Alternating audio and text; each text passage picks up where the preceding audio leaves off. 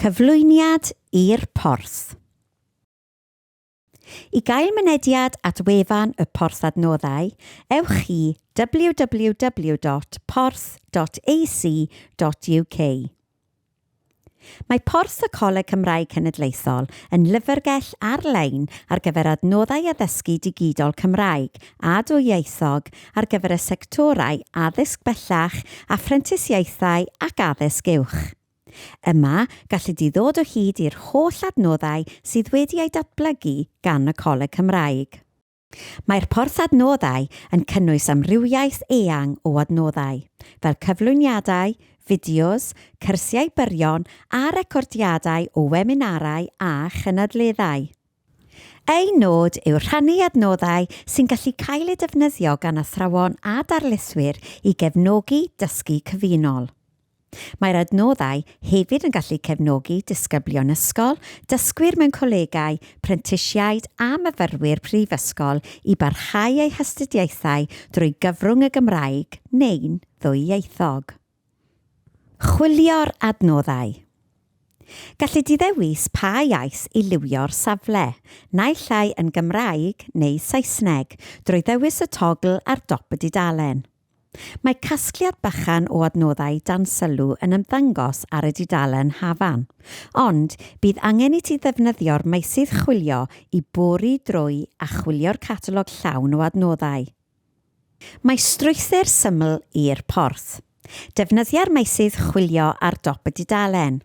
Mae modd chwilio fesul, allweddeiriau, pwnc, math o adnoddau, lefel, neu gallu di ddewis allan o'r rhestr o dagiau.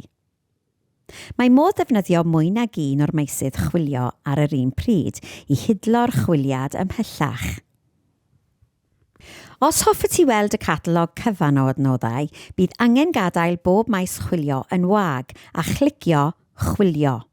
Bydd hyn wedyn yn dangos popeth sydd ar gael. Ar ôl gwneud chwiliad, bydd y canlyniadau'n ymddangos mewn fformat teils. Gallu di newid y fformat i ymddangos fel rhestr os yw'n well gennyt. Bydd hofran dros y teils yn dangos disgrifiad byr o'r adnodd. Dewisa agor i gael mynediad at gynnwys yr adnoddau. Bydd pob adnodd yn cynnwys disgrifiad llawn a rhestr o ddolenni i agor cynnwys yr adnodd. Tanysgrifo neu greu cyfrif. Ar waelod y dudalen hafan, gallu di danysgrifio i dderbyn e-byst awtomatig am adnoddau newydd. Mae hefyd modd creu cyfrif mwyn gallu arbed y hoff adnoddau i'r adran fy ffefrynnau. Bydd angen i ti lenwi rhai manylion personol a nodi dy ddewisiadau. Gallu di ddewis derbyn gwybodaeth am adnoddau sy'n ymwneud â dy bwnc neu bynciau. Os wyt ti am gael gwybod am bob adnodd newydd sy'n cael ei ychwanegu, dewisa popeth yn y blwch hwn. Gallu di hefyd dewis pa mor aml i dderbyn yr e-byst hyn.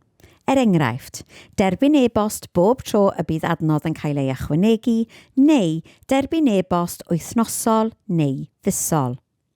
Bydd hwn yn crynhoi'r holl adnoddau sydd wedi ychwanegu yn ystod yr wythnos, mis. Os hoffet allu arbed y hoff adnoddau, bydd angen i ti greu cyfrin air ar waelod y ffurflen. Os ddim, gallu di adael y meysydd hyn yn wag. Dewisa tanysgrifiad, creu cyfrif. Os wyt ti wedi nodi cyfrin air, byddi di'n derbyn e-bost sy'n cynnwys cyfarwyddiadau pellach mwyn actifadu dy gyfrif. Arbed ffefrynnau.